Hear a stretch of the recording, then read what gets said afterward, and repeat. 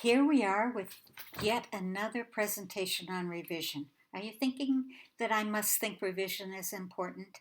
Well, you're right. So let's just begin. It's time to revise. Where do you start? Well, you start with the paper that you have. Start by rereading it. Decide what's good and what's not so good. Decide if it's focused, if the point of the paper morphed into something after you decided on a thesis statement. Now ask somebody else, someone who doesn't love you, so not your mother, or your boyfriend, or your girlfriend, or your best friend. Ask someone who doesn't know you, who doesn't know how you think. Go to the Writing Center, maybe, for a completely fresh perspective. Do you know who works at the Writing Center? Students who are able to successfully navigate Writing 121 and Writing 122. They understand what we're looking for in these classes, and they've been trained to help you. They'll read with you, they'll ask you questions, they'll make suggestions. It's a good place to go when you need a little help. But to go to a stranger, you have to be willing to chuck it all. You have to be willing to say, this isn't good. And I don't care that I spent 3 hours on a Sunday night writing this paper. You have to be willing to start over. You have to be willing to listen to what your readers suggest and be willing to chuck it all. But keep in mind that if the paper is absolutely what you want to write, you can still find a way to make it work, to make it better, to help it fulfill the assignment, to be an analytical paper in which you have an opinion and support the opinion and try to be persuasive. In the end, it's got to be your paper. If you were to start over, how would you begin? You might start with a different story or a better statistic or a better quote from a world leader. You might start in the middle. You might start at the end. Nothing you've written has been written in cement. You can start completely over. And sometimes that's the best thing to do. So here's what might happen. In your first draft, you know you needed 1,100 words, and you wrote 1,052, much of it just to finish the paper. So you included phrases like, in my opinion, or I believe, or truth be told, or in today's day and age, or any one of those many phrases that just fill space and don't add any insight. You can easily cut those words. But you think to yourself, if you cut, you'll have to come up with new words. And in this case, you'll have to come up with new information, new analysis, and new insight. Well, start by cutting. If it reads like a first draft, it is a first draft. If you weren't you, you wouldn't want to read it. You are you. Do you want to read it again in this format? Make it better. So maybe you want to start with the body. Leave the introduction and the conclusion until you get the body perfect. And think of it like surgery, not so much plastic surgery to make it pretty so it doesn't have any grammatical errors or spelling problems. Think of it like life and death surgery. You either get rid of the bad parts or it dies an ugly death right there on the table. So you ask yourself, is this ordinary conventional wisdom? And if it is, cut it out. For the last couple of years, I've seen a lot of papers that deal with the topic of childhood obesity. And I have to tell you, I've seen enough to last a lifetime.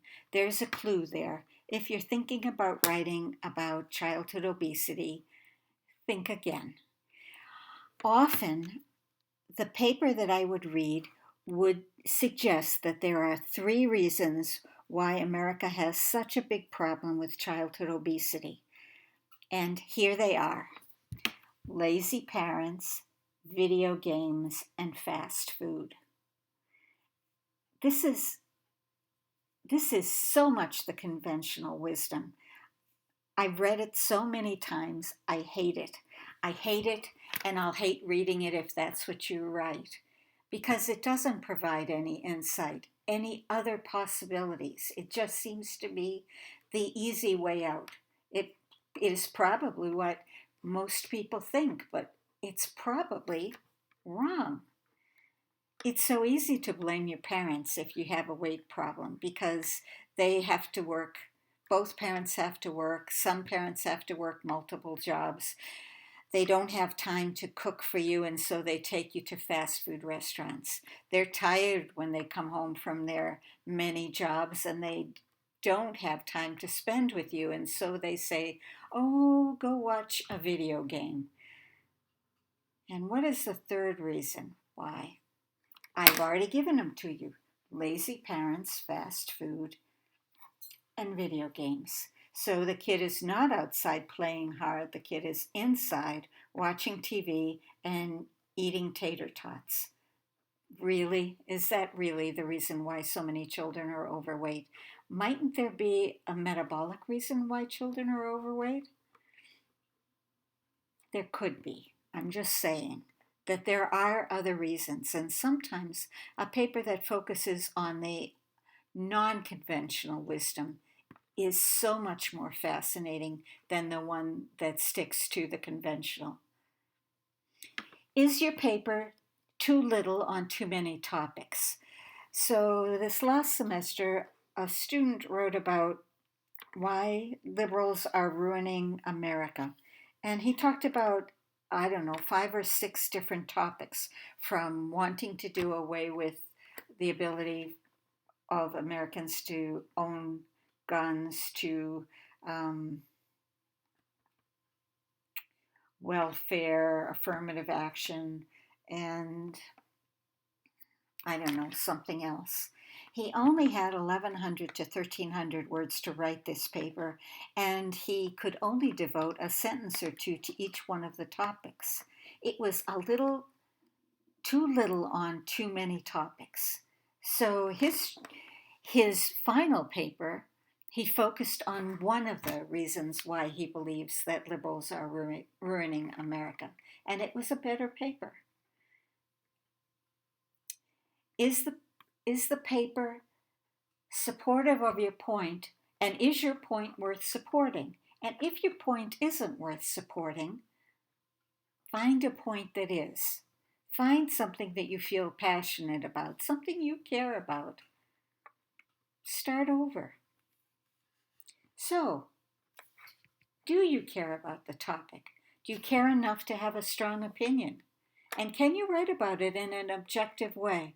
It was very difficult for that student to write objectively about why liberals are ruining America, because he felt such passion for it, and because he allowed himself so little space to provide objective information. If you have a unique perspective on something, focus in tightly, and provide a way to connect to your audience, people who believe what you believe and people who don't. Find good sources. Find good sources that support your point and provide analysis that helps your reader to see your particular point of view. And what about your research? You need 3 sources. Are they the best ones for your paper? Sometimes we do a Google search, and you know what comes up first? Usually Wikipedia. Is that a good source? No, not so much.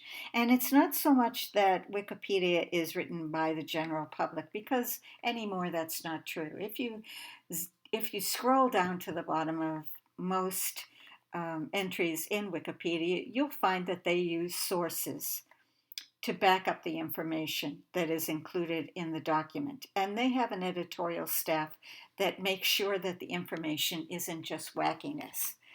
But it's not generally perceived to be the best source in an academic setting, which is why we direct you mostly to the databases. But let's say that you don't want to use the databases. I would like you to use national publications that have fact checkers, that are reviewed for accuracy, that care about accuracy. I'm not looking for blogs. I'm not looking for sources that come from um, corporations or charities that are looking to either sell you something or get your money. I want sources that provide information that is indeed accurate. I want them, your sources, to be sources that are not the first three that pop up when you do a Google search. And I want them to add something to your position. And I want you to analyze what they say so that it's clear what they add to your position. Provide analysis. So consider what would happen if you shuffled the points. Think again, are my points in the best order? What would happen if you argued from a completely different point of view? What if you argued for the position that you disagree with? I told you to be passionate about the topic. You can be passionate from the other side, and you might find that there's areas in which you agree with the other side's point of view. Consider all possibilities. And here's one thing I want to make sure I tell you, and that is write plainly. For a long time, I worked for a man who was pretty impressed with his education and pretty impressed with himself. And he used to love to talk in polysyllabic words, really big words, $5 words. And he liked to dazzle. And often what the end result was that his audience didn't understand what he was talking about. It just wasn't clear to them because they didn't have his vocabulary, and he didn't use the words well enough in context so that they could get the meaning from his context. So I would like you to write plainly. I'd like it to sound like a person wrote the paper. Preferably, I'd like it to sound like you wrote the paper. I'd like it to be clear. I'd like it to be engaging. I'd like it to be accessible. There's some research that indicates that most people in the United States read at about the 7th grade level. Is that good enough for a college paper? Yeah, it is. It is. You don't have to use $5 words. You can use easily accessible words. And you can find someplace on your word processing system that tells you it's called a flesh, a flesh, FLESCH. Uh, oh golly, I can't remember the word. It's a way to determine the grade level of the writing. And if you're writing at about the 7th grade level, then you have variety in your sentences. You have simple sentences, compound sentences, complex sentences, compound complex sentences. You have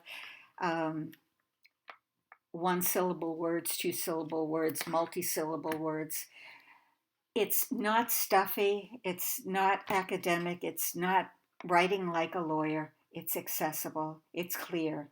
And with writing like that, you'll reach your audience. So good luck and hold tight. Another revision PowerPoint is probably coming your way shortly.